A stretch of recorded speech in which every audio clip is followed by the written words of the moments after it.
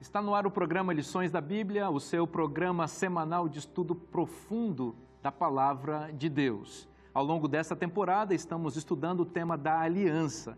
E no programa de hoje, vamos chegar ao pé do Monte Sinai, onde Deus fez um pacto com Israel, estabelecendo ali uma nação.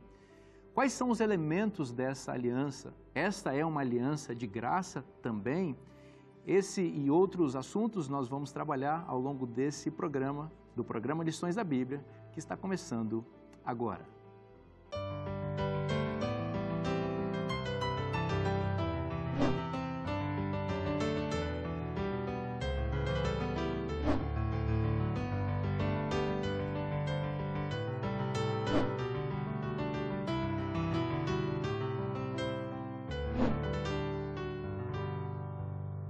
Muito bem, meus amigos, voltamos ao nosso estudo aqui.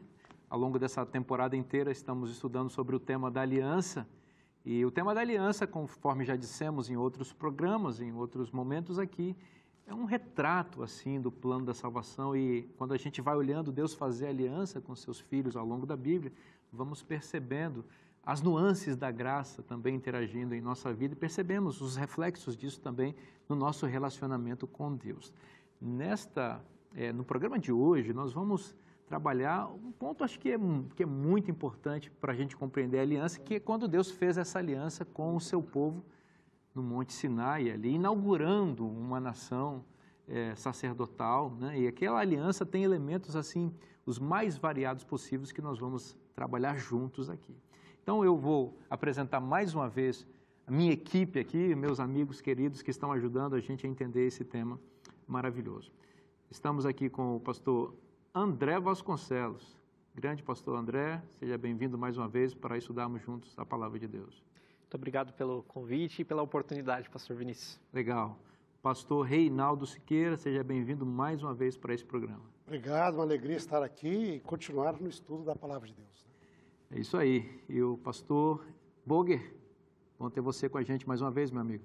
Uma alegria estar com vocês e também com todos os nossos amigos e professores desse guia de estudo aí em nosso Brasil e outros lugares mais também. Exatamente. Pastor Boger, agora é a hora da gente parar para pedir a presença de Deus, para iluminar a nossa mente, para compreender esse tema aqui. Por favor, ora para a gente. Vamos orar. Querido Pai, nosso bondoso Deus, muito obrigado por estarmos juntos com a sua palavra em mãos para meditar, aprender, aprofundar e viver tudo aquilo que o Senhor tem nos orientado para a nossa felicidade aqui e também para a nossa caminhada rumo à eternidade. Pedimos Tua bênção, Tua presença, o Teu Espírito em cada um aqui, em todos os amigos que nos ouvem, nos assistem nesse momento, por Jesus. Amém. Amém. Amém. Amigos, vocês sabem que Deus é um artista das palavras também. E o texto sagrado, ele é um registro desse gênio artístico divino que vai expressando seu amor e seu relacionamento com seu povo por meio de figuras de linguagem belíssimas. O verso para memorizar, o texto base, por exemplo, do nosso guia de estudos nessa semana, está em Êxodo capítulo 19, versículo 4, bem no contexto da aliança no Sinai, ali na introdução dessa aliança, e o texto diz o seguinte: vocês viram, isso é Deus dizendo, né? Vocês viram o que fiz aos egípcios e como levei vocês sobre asas de águia e os trouxe para perto de mim. Olha, se nós formos analisar assim esse verso, palavra por palavra ou sentença por sentença, a gente vai tirar coisas muito, muito especiais aqui. Por exemplo, vocês viram o que fiz aos egípcios? Aqui Deus está propondo uma comparação, ou mesmo aguçando a memória deles, né? O que Deus já havia feito no Egito? Depois de um longo tempo que o povo havia ficado ali como escravos, Deus foi lá com mão poderosa e tirou eles do Egito. Pragas. Depois abriu o Mar Vermelho e humilhou o exército faraônico, inclusive o faraó, mostrando quem é que está no controle da história. Isso foi o que Deus fez aos egípcios. Mas fez isso por quê? Para tirar seu povo da escravidão e levá-los para aquele momento especial que seria o momento de aliança. E aqui entra essa metáfora do amor divino, que eu acho belíssima. Como levei vocês sobre asas de águias, e os trouxe para perto de mim. Duas coisas aqui. asas de águia. Então, vai na natureza e vai tirar uma imagem para a gente pensar, né? E depois para trazer para perto de mim. Eu quero ter vocês aqui perto. Pastor Siqueira, vamos tentar trabalhar um pouquinho mais esses elementos, especialmente essa metáfora bonita que é trabalhada aqui no texto bíblico, para a gente entender um pouquinho dessa introdução à aliança no Sinai. É interessante essa imagem, não é? Que mostra o cuidado de Deus e a ação de Deus a favor, né? Como a asa vai proteger e vai ensinar os seus pintainhos, né, os seus filhotes, a voar, a protegê-los, quando eles não estão capazes ainda, ela vai segurando. Quer dizer, Israel saiu sendo carregado por Deus. Não é Deus falando assim, Deus foi levando o povo, protegendo e guardando, né? Essa imagem aparece bastante aqui, e na nosso guia diz que ali, junto com essa imagem aparece também a imagem do pai que carrega o filho. Então, como um pai leva o seu filho, eu também transportei e levei você. O pai que carrega o filho, que transporta seu filhinho, sua filhinha, né, que é pequenininho ainda, que vai ensinar a andar, mas adiante diz, eu até ensinei você a andar. Não é? Então, esse cuidado da mãe águia, não é? E sabe, mãe, em qualquer animal, mãe é protetora. Mãe é mãe, né? Mexe. Mexe com o meu filhote para você ver. Deus falando assim, mexe com o meu filhote para você ver. Não é? E depois aquele pai que carrega, que cuida, não é? Que está ali protegendo, mas levando o seu filhinho. Então, são imagens maravilhosas desse relacionamento de Deus com o seu povo de Israel, que é o símbolo do que Deus queria que todo mundo aprendesse acerca dele, o mundo todo, né? É interessante que muita gente tem preconceito com a aliança no Sinai, às vezes rotula da aliança da lei, e faz uma oposição da aliança do Sinai com a aliança da graça, da nova aliança, né? Que é um erro, naturalmente, mas se as pessoas lerem o texto da aliança, e esse texto que nós acabamos de ler está nesse contexto, me parece que já de início ali a gente já percebe o erro de ver, não é, pastor André, essa ideia de legalismo num texto que expressa o cuidado de Deus, como o pastor Siqueira estava mencionando. Essas metáforas, essas imagens literárias aludem à ideia de graça.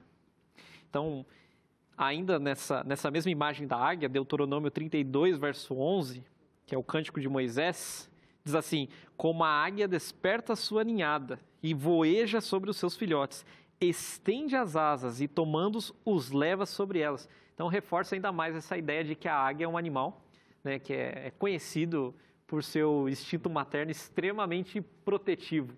Então, a ideia de que Deus está sobre a sua ninhada, está ali voando, cuidando de seu povo. E a imagem do pai é muito utilizada nas Escrituras, né? Por exemplo, Oséias, capítulo 11, verso 1, vai dizer também, do Egito tirei o meu filho.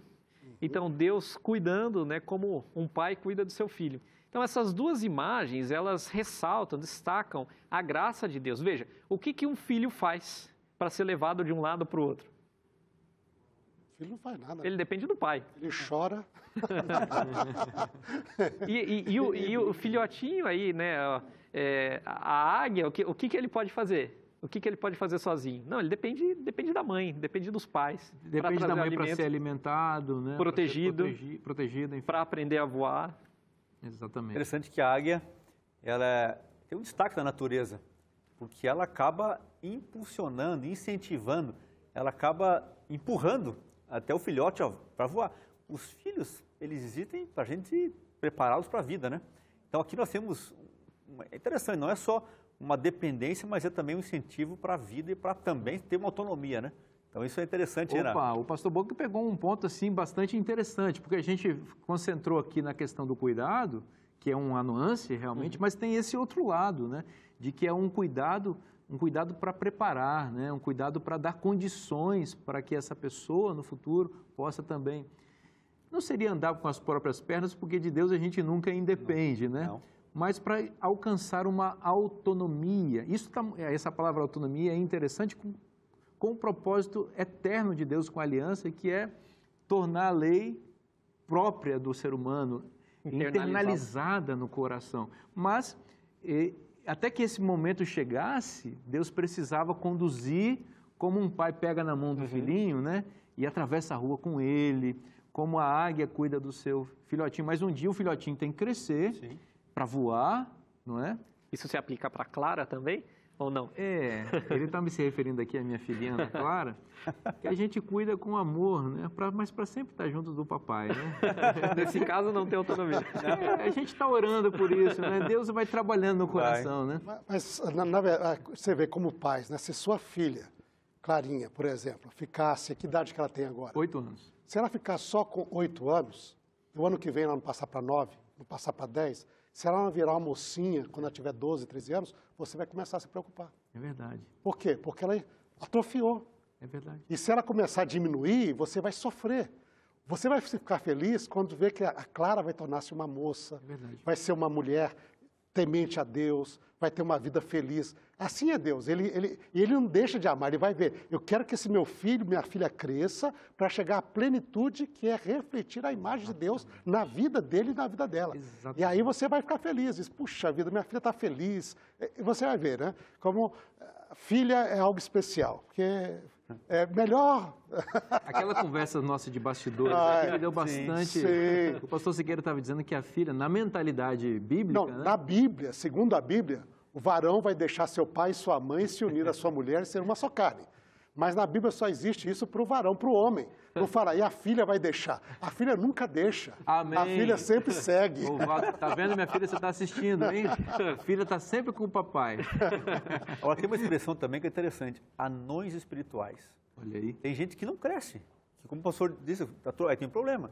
Tem gente que chegou até uma estatura espiritual de conhecimento e por falta de busca. Sabe que às vezes a gente tem que cuidar porque a falta da busca também é um fator negativo no crescimento espiritual. Tem que buscar.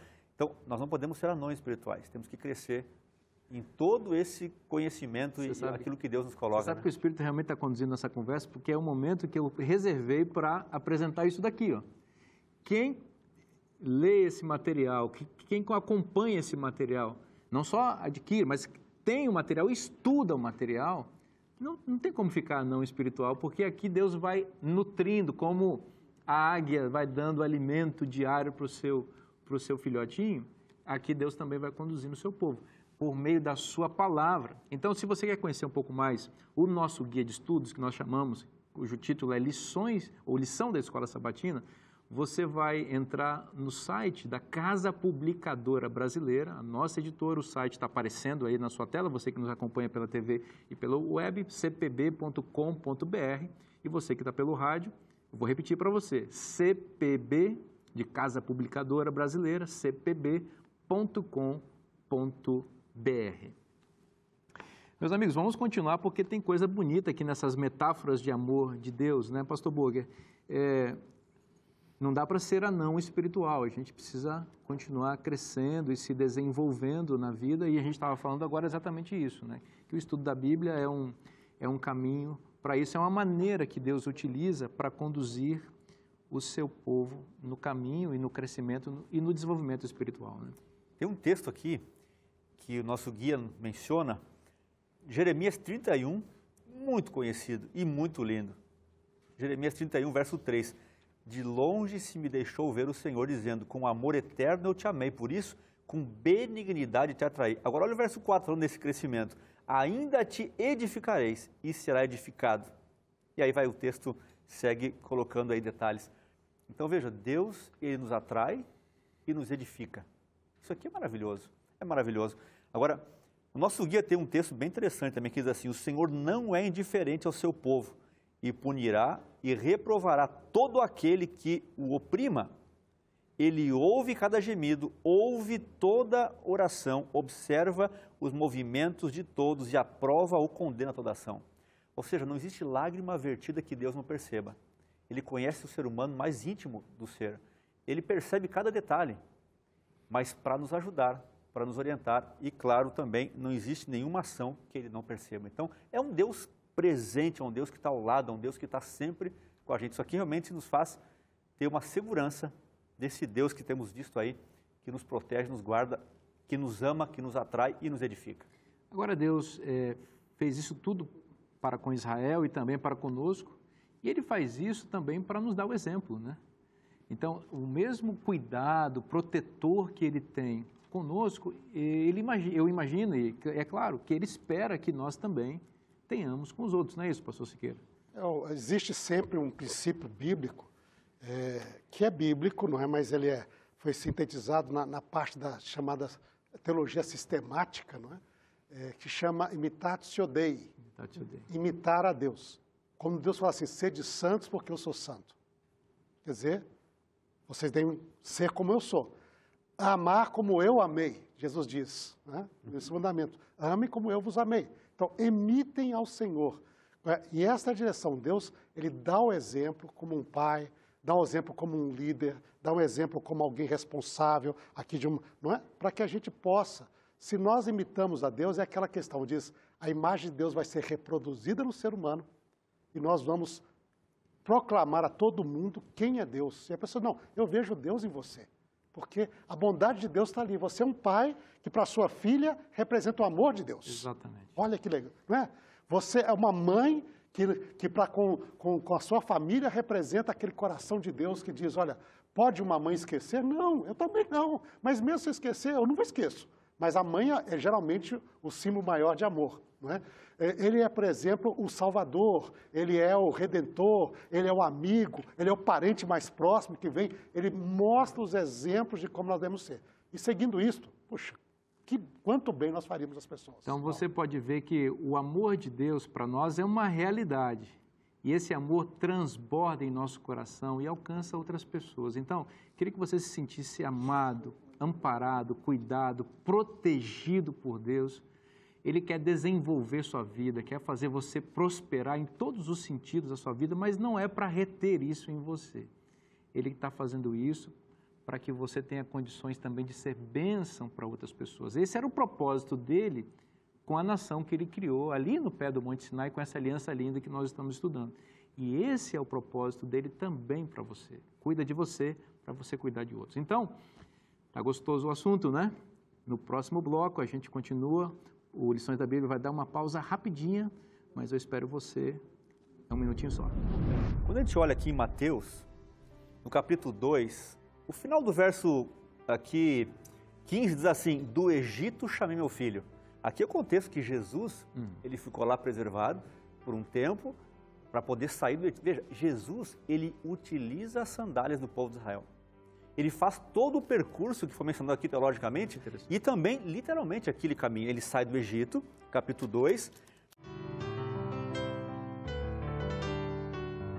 Muito bem, meus amigos, voltamos para o programa Lições da Bíblia e nessa temporada nós estamos estudando sobre o tema da aliança e nesta semana, a aliança no Sinai.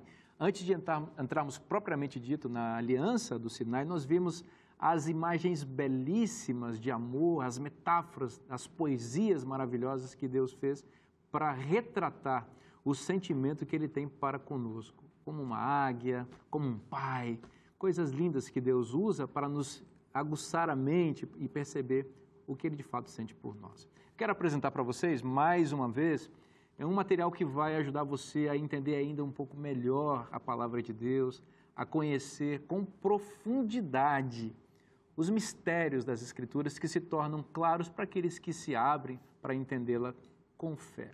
Então está aqui o comentário de Ellen White sobre o nosso guia de estudo. A cada semana nós temos uma sequência de estudos e este comentário aqui vai exatamente na sequência do nosso guia de estudos, ampliando, aumentando e aprofundando aquilo que nós estudamos. Você já sabe, esse é um material editado pela Casa Publicadora Brasileira, a querida Casa Publicadora Brasileira, é a editora que imprime esse e outros materiais. E se você quiser conhecer um pouco mais sobre esse conteúdo, cpb.com.br, está aparecendo aí na sua tela. E para você que nos acompanha pelo rádio, eu repito para você, CPB, Casa Publicadora Brasileira, cpb.com.br. Muito bom, gente. No bloco anterior, nós nos concentramos nas metáforas de amor de Deus, desse grande artista das palavras que é Deus, e palavras que se transformam, de fato, em ações de amor. Agora, vamos chegar no momento da aliança. Aqui nós estamos, se você quiser acompanhar em casa também, em Êxodo capítulo 19 e Êxodo capítulo 20, que é o momento em que essa aliança, de fato, ela é iniciada com o povo de Israel ali. Há todo um ritual, não é, pastor Siqueira, assim, um padrão de salvação que a aliança do Sinai nos ajuda a perceber. Então, seria bom a gente dar uma olhadinha como isso foi acontecendo ali e daria a gente tirar algumas lições também para o relacionamento de Deus conosco, né? Sem dúvida, acho que nós entramos agora num tema que tem muita coisa para a gente aprofundar, para estudar, conhecer. Lembra que em um dos momentos que nós iniciamos o nosso estudo, creio que foi no nosso segundo estudo, a gente deu uma geral em todas as alianças, a gente mencionou aqui, creio que eu também tinha a oportunidade de mencionar, que a aliança do Sinai é um dos momentos de maior revelação de Deus na história da humanidade. Até então não tinha tido nenhum momento com tanta luz sendo derramada. E maior do que ele, somente quando Cristo se torna homem e vive entre nós, e toda a história do Novo Testamento. Não é? Quando ele vem nos revelar o Pai. Então, antes de Cristo, o maior momento de revelação divina é aqui, Sinai. E isso é interessante, porque muita gente tem, às vezes, uma perspectiva negativa do Sinai, achando, não, aquilo é algo negativo, aquilo não é bom, etc. Olha só, esse padrão da salvação. Diz aqui, no nosso próprio estudo, diz que todas aqui, falando sobre Noé, sobre Abraão, e ele fala assim, todos eles falavam sobre a ciência da salvação, certo? Diz aqui o parágrafo, diz, mas o Êxodo, especialmente, apresenta o padrão básico. Quer dizer, nunca antes foi apresentado o plano da salvação deste modo. E como nós podemos compreender isso? Eu gostaria, por exemplo, que nós pudéssemos só pensar na sequência da história do Êxodo. Posso fazer uma pausa rapidamente, só para dizer uma coisa que é muito importante para você depois seguir no raciocínio. Talvez seja por isso que exista esse preconceito contra o Sinai. Exatamente por ele ser um padrão da salvação. Parece que o inimigo trabalhou aí na mente das pessoas para desviar a atenção das pessoas desse texto, para que as pessoas não entendam com profundidade o que é o plano da salvação que está revelado ali. Eu creio que sim, creio que provavelmente há muita verdade, né, nessa perspectiva. Mas veja só o Êxodo. Quando nós olhamos a história do Êxodo, nós vemos um paradigma da salvação. Deus irá salvar todo ser humano do modo como salvou Israel. Como assim? Pastor, o que você quer falar, Reinaldo? Né? Diz assim, pense bem na sequência. Primeira coisa, a história do Êxodo começa com a situação da escravidão. Israel é escravo no Egito. Quando nós vamos para o Novo Testamento, nós aprendemos que a situação básica do ser humano é a escravidão. Nós todos somos vendidos à escravidão do pecado. Certo? Então está ali. Esse é o estado do ser humano. Nós estamos perdidos, vendidos à escravidão do pecado. Agora, qual que é a solução para a escravidão? A solução para a escravidão na história do Êxodo é a Páscoa, o Cordeiro Pascal. Você vê? Na sequência diz, aquele que pegar o cordeiro, botar o seu sangue nos umbrais da porta, comer da sua carne, este será salvo. Lembrando, pastor Siqueira, que o Cordeiro Pascal, ele simbolizava o cordeiro que morreria depois no lugar do pecador. Então, e outra, ali na história do Êxodo, onde havia o cordeiro, o sacrifício do cordeiro, não haveria morte do primogênito dentro daquela casa. Exatamente. Então você vê, por isso diz, Cristo é a nossa Páscoa. Exato. Quando João viu Jesus, diz, eis o Cordeiro de Deus que tira o pecado do mundo. E o próprio Jesus diz, e se o Filho vos libertar, vocês serão verdadeiramente livres. Então, a solução para a escravidão é Páscoa. Aí você se torna um ser livre. Agora, quando você se torna um ser livre, Deus dirige o povo de Israel ao Monte Sinai para dar a sua lei e entrar em aliança com ele. Na verdade, entrar na aliança, e parte da aliança é a lei, que é a orientação de Deus. Mas notem que a lei vem para quem já está salvo, não para que alguém se salve. Então, você foi salvo, você aceitou o Cordeiro, então agora venha. Aceite, faz uma aliança comigo. Eu serei o teu Deus e você será meu povo. Que orientações? Olha, eu quero que você viva bem, que você faça aquilo que é justo. Ele dá a sua lei, para o seu bem, para o seu próprio. Diz, e se você entrar em aliança comigo, eu irei te guiar. Depois que a pessoa entra em aliança com Deus, aí Deus vai guiar o povo, coluna de fumaça de dia, coluna de fogo de noite, através do deserto até a terra prometida. Deus cuida, Deus dá o maná, Deus protege contra o mal. Isso é a proteção de Deus. Eu vou te dirigir, eu vou cuidar de você. E este é o processo de salvação. Pecado, Páscoa, aliança com Deus, onde nós aprendemos a sua lei, orientação e guia divina até chegarmos um dia ao lar eterno, que é a nossa Canaã celestial. Todo mundo é salvo assim. Todo mundo é salvo assim. Não existe ninguém na face da terra que não é salvo nos passos do Êxodo. Hein?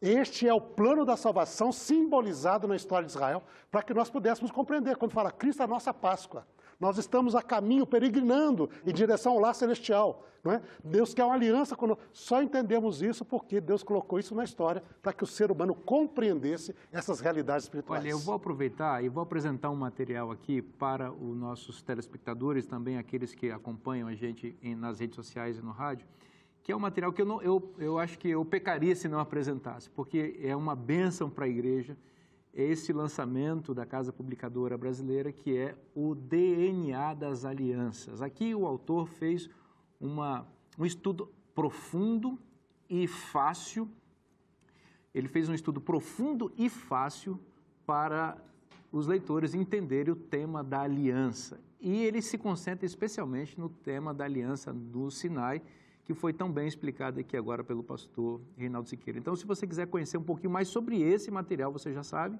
cpb.com.br, e esse é um lançamento exclusivo para você, o DNA das Alianças. Esse material vai abençoar sua vida. Pastor Burger, pegando esse gancho aqui do pastor Siqueira, que apresentou assim, o padrão da salvação, eu estava mencionando anteriormente que existe um preconceito com o Sinai e com a lei. As pessoas fazem essa separação tola, né? Entre lei e salvação, fé e obras, justificação e santificação, como se essas coisas ficassem isoladas em compartimentos, mas elas não fossem integradas, né? E quem faz isso, ou quem tem esse preconceito em relação à lei, é porque não estudou o tema da aliança devidamente. E talvez porque também tenha lido os 10 mandamentos, o decálogo, que são as 10 palavras de Deus, né? Sem antes ler o versículo 1 do capítulo 20 de Êxodo, que é quando os mandamentos ou o decálogo de fato começam. Veja, por exemplo, vamos ler Êxodo 20, versículo 1, que diz assim: Então falou Deus todas estas palavras, 2 pontos. Ou seja, as palavras vão vir agora na sequência. E a primeira palavra que ele fala é, versículo 2, Eu sou o Senhor, teu Deus, que te tirei da terra do Egito, da casa da servidão. Bom, as pessoas, em geral, começam lendo o versículo 3. Não terás outros deuses diante de mim. Pensa assim, olha, Deus já está me dando ordem. Mas esquece de ler o que vem antes, que diz o que significa essa introdução aqui. Poxa, que emocionante ver esse contexto todo, aquele que o pastor Reinaldo apresentou, esse texto que é muito importante em Êxodo 20, verso 1. Agora, permita fazer aqui um paralelo com Jesus sobre o que foi dito até agora. Quando a gente olha aqui em Mateus, no capítulo 2, o final do verso aqui 15 diz assim, do Egito chamei meu filho. Aqui é o contexto que Jesus, ele ficou lá preservado por um tempo para poder sair do Egito. Veja, Jesus, ele utiliza as sandálias do povo de Israel. Ele faz todo o percurso que foi mencionado aqui teologicamente e também, literalmente, aquele caminho. Ele sai do Egito, capítulo 2, ele passa pelas águas, capítulo 3, ele é batizado. Oh, excelente. Olha, aí você vê o Cordeiro, a salvação, o plano, segunda etapa que o pastor Reinaldo mencionou, lá do Êxodo. E aí, no capítulo 4, ele passa pelo deserto. O povo de Israel, 40 anos, e aqui ele, 40 dias. Um paralelo interessante. E então, no capítulo 5 de Mateus, ele vai até o monte, faz o seu sermão das bem-aventuranças, e aí então ele coloca aqui que ele não veio revogar a lei, mas cumprir a lei. Então, isso aqui é emocionante ver que Jesus ele usa as sandálias do povo de Israel, ele caminha pelo mesmo caminho, só que aonde Israel falhou, ele foi vitorioso para nos dar essa vitória. Então, para mim, isso aqui é muito emocionante ver esse contexto todo e como que a salvação ela é, na Bíblia, uma harmonia do começo ao fim dessa única maneira. Que espetáculo esse paralelo, que é bíblico, é bonito, né? E a gente vai vendo o paralelo de Jesus cumprindo exatamente, só que conforme você disse, de maneira plena. E isso reforça o que o pastor Siqueira mencionou, que a salvação é por aí. Esse é o padrão da salvação, não existe outro caminho. E o próprio Cristo, que é o Filho de Deus por excelência, porque Israel é apresentado como filho aqui, mas o Filho mesmo é Jesus. E Jesus mantém o mesmo padrão de salvação que é esboçado ali no Sinai. Bom, eu queria resgatar uma ideia que o pastor Reinaldo havia apresentado da Páscoa, e a Páscoa como um símbolo aí da graça, né, da substituição. Tem um detalhe aqui interessante em Êxodo capítulo 6, verso 6 e 7, tem 4 verbos relacionados aí com, que são ações divinas, né, para com o povo de Israel. Então, primeiro ele tira, depois ele tira das cargas do Egito, né, depois ele livra da servidão, resgata com o braço estendido e com grandes manifestações de julgamento, e depois os toma para ser o seu povo e o seu Deus. Então, você tem, olha essas ações redentivas, né? Tira, livra, resgata e toma para ser o seu povo. Pastor Reinaldo, achei que foi muito feliz a fala do pastor Reinaldo aqui, comparar com a Páscoa, né? Mostrar que antes de entregar a lei, Deus oferece a Páscoa. E, inclusive, até uma curiosidade, né, que até hoje, na cerimônia de Páscoa, quando os judeus celebram a Páscoa, eles separam 4 taças de vinho para representar cada uma dessas ações divinas. Então, eles celebram, ainda no ritual de Páscoa, essas ações redentivas de Deus. Então, mesmo no judaísmo moderno, ainda se exalta essa questão da graça divina, que liberta, que tira da escravidão para depois entregar a lei. Porque a Páscoa foi dada no 14º dia do primeiro mês. E a lei foi dada no 3º dia do 3º mês. Ou seja, 49 para 50, né, 49 dias depois da saída do povo do Egito. E 50 dias depois da saída do povo do Egito tem outra festa, né? Que é a festa do Pentecostes. Então, Deus entrega a lei no que depois passa a ser o Pentecostes. Então, a entrega da lei é celebrada com uma festa,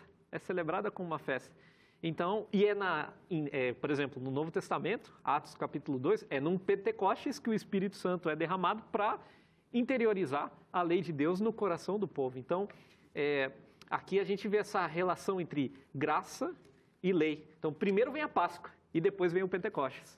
Lembrando que a Páscoa é o símbolo do sacrifício de Cristo, que nos redime do pecado, e ele nos salva. E o Pentecostes, ou dádiva da lei, que a festa equivale aí, né? Representa a obra de santificação que Deus faz na vida daqueles que foram salvos. Né? Sim. Interessante que, bom, aqui o pastor André tocou nessa questão do Pentecostes. Na tradição judaica, a festa de Pentecostes está ligada com a aliança no Sinai. E é curioso ver que, porque quando você estuda a tradição, existem vários paralelos que aparecem no livro de Atos, indicando uma compreensão antiga judaica disso. Diz que naquele dia houve terremoto, houve fogo, houve zumbido de trombeta, não é? Manifestação divina sobre o Monte Sinai. Quando você vai no Pentecostes, tem a mesma coisa. Deus aparece em fogo, o Espírito Santo aparece Línguas de fogo. em fogo, línguas de fogo ali. Na tradição judaica, diz que Deus escolheu dar a sua lei no deserto e não na terra de Israel, porque o deserto é terra de ninguém. Então, a lei é para todo mundo. Porque se fosse dado na terra de Israel, Israel faria, a lei é só para mim. Não, mas como ela foi dada no deserto, é para todo mundo. Existe também na tradição a ideia de que quando Deus falava, ele falava na língua de todas as nações, não somente no hebraico. Quando Deus falava, os 10 mandamentos eram ouvidos na língua de todas as nações, porque era para todo mundo. E curioso que em Pentecostes os discípulos vão anunciar na língua de todas as nações. E diz lá que para fazer aliança com Deus, os israelitas no Sinai tiveram de se batizar. Sacrificar o cordeirinho, pegar o sangue da aliança e se batizar para entrar na aliança com Deus.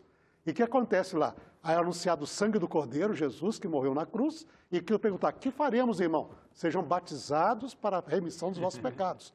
Então, e o curioso para encerrar é que o Sinai, na tradição bíblica, é a primeira vez que Deus vai instituir o seu povo como congregação religiosa. Até ali, Deus tinha trabalhado com a família de Abraão, com a família de Noé, mas é a primeira vez que Deus organiza o povo como congregação. Tem? Uma igreja, né? Mas quando o hebraico foi traduzido para o grego, o dia do Sinai é chamado, por exemplo, em Deuteronômio 4, por exemplo, 10, como o dia da congregação. É o dia da igreja. A igreja. E você lembra que Estevão falou que Deus guiou a igreja, a congregação do deserto. Exatamente. Então, é a primeira vez que Deus organiza o seu povo como congregação religiosa e vê essa noção de igreja forte ali. Que coisa bonita é a palavra de Deus. A gente está sendo ricamente abençoado e eu vou falar de novo. A gente está se banqueteando aqui e eu espero que você também esteja se nutrindo. Mas olha, a gente vai dar uma pausa rapidinha, um tempinho para você tomar uma água e daqui a pouco a gente volta, um minutinho só. Estamos de volta com o programa Lições da Bíblia e nesse bloco vamos continuar esse estudo poderoso da Palavra de Deus em que estamos estudando a aliança no Sinai. No bloco anterior, nós falamos um pouquinho sobre o padrão da salvação, como todo o processo da salvação está esboçado na aliança no Sinai e como, portanto, nós devemos prestar bastante atenção ali para perceber os reflexos da salvação também em nossa vida. Eu quero apresentar para você, como temos feito aqui, mais uma vez, este material, um comentário especial que foi escrito para enriquecer e adicionar seu conhecimento da Palavra de Deus em relação ao tema do nosso guia de estudos. Eu estou falando do livro Pacto Eterno, escrito especialmente para acompanhar estudantes ansiosos por conhecer mais sobre a Palavra de Deus e o tema da aliança. Se você quiser conhecer mais, você já sabe, esse material é uma obra da Casa Publicadora Brasileira e o site que já está aparecendo na sua tela é cpb.com.br. Eu repito para você, CPB, Casa Publicadora Brasileira, cpb.com.br. Muito bom, meus amigos. Estamos aqui chegando ao terceiro bloco e nós vamos estudar um pouquinho mais sobre os aspectos da aliança no Sinai. E um texto que é básico aqui para a gente entender essa aliança é Êxodo capítulo 19, os versículos 5 e 6, porque aqui nós estamos vendo a proposta de Deus para a aliança, a condicionalidade dela e aquilo que Deus propõe caso haja adesão da parte dos filhos de Israel. Eu leio o seguinte, Êxodo 19, versículos 5 e 6. Agora, pois, se diligentemente ouvirdes a minha voz e guardardes a minha aliança, então sereis a minha propriedade peculiar dentre todos os povos, porque toda a terra é minha. Versículo 6. Vós me sereis reino de sacerdotes e nação santa. São estas as palavras que falarás aos filhos de Israel. Eu quero destacar algumas palavras importantes aqui. Primeiro, o verbo ouvir, né? Então, a aliança, a proposta da aliança de Deus aqui com os filhos de Israel estava baseado numa expectativa divina em relação a uma ação dos filhos de Israel. Deus queria que eles ouvissem. E se eles precisavam ouvir, significa que Deus ia falar.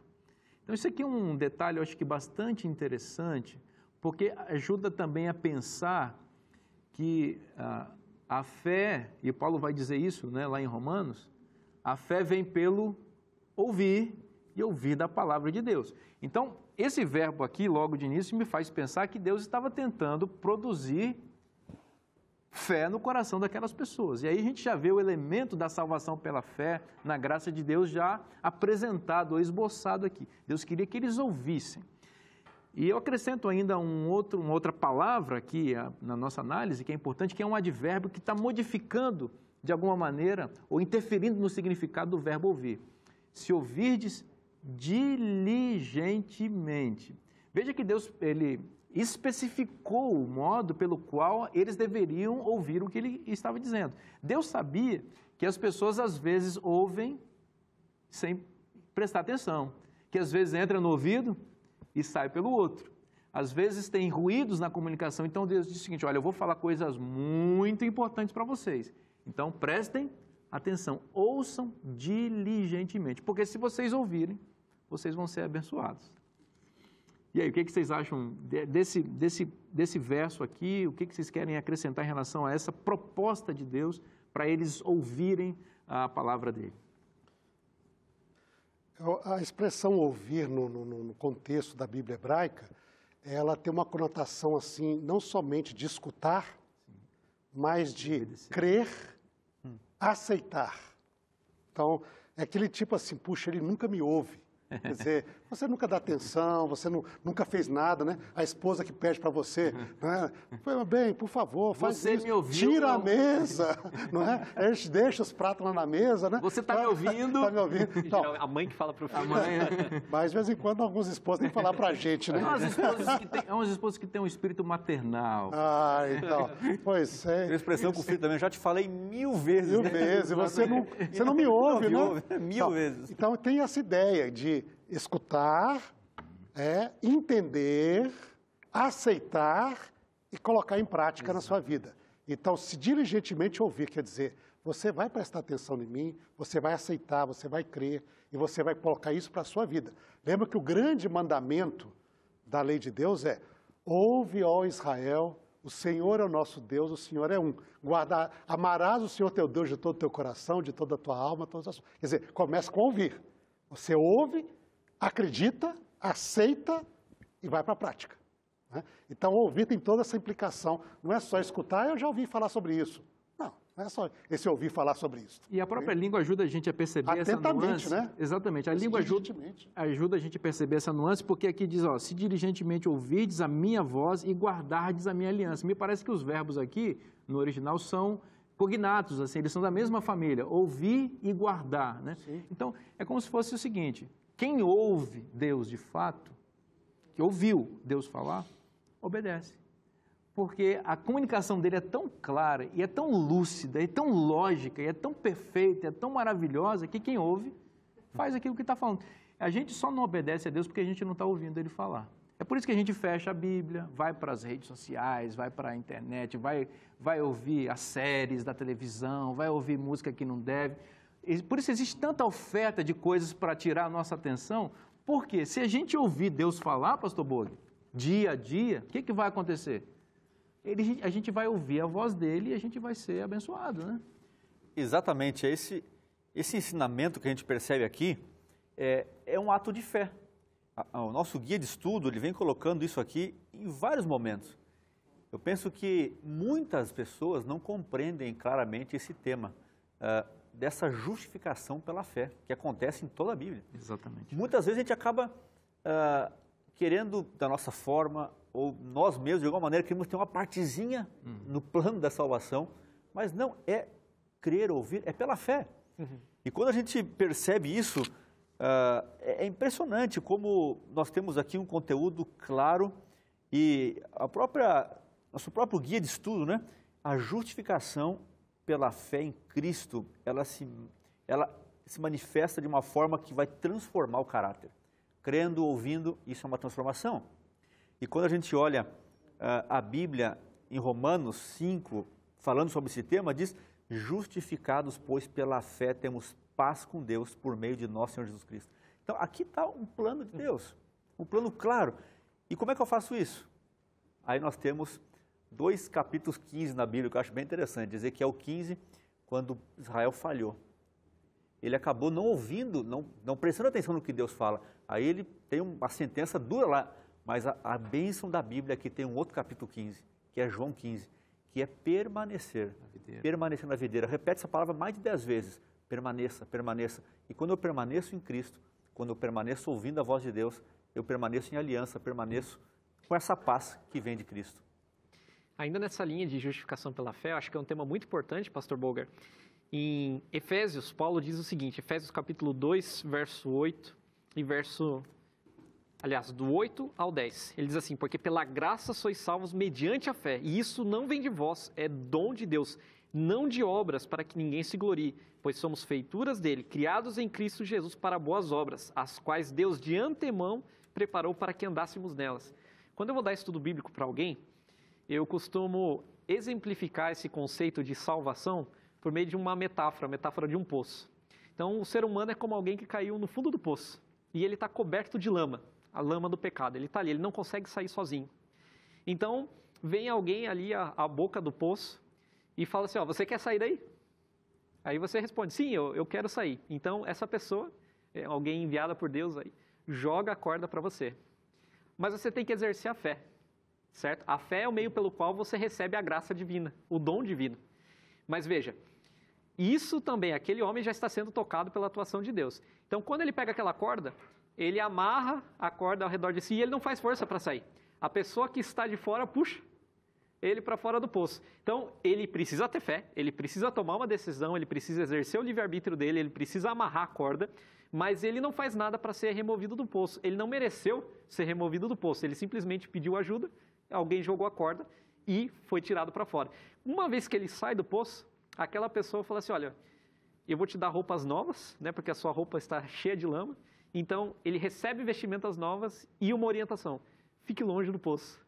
O que essa pessoa vai fazer agora? Ela vai voltar a pular no poço ou ela vai andar agora de forma diferente, mais atenta, para não cair no poço de novo? Então, eu gosto dessa metáfora para ilustrar bem o relacionamento entre fé e obras. Então, a fé é o meio pelo qual nós recebemos a graça divina. Ela não é uma obra meritória.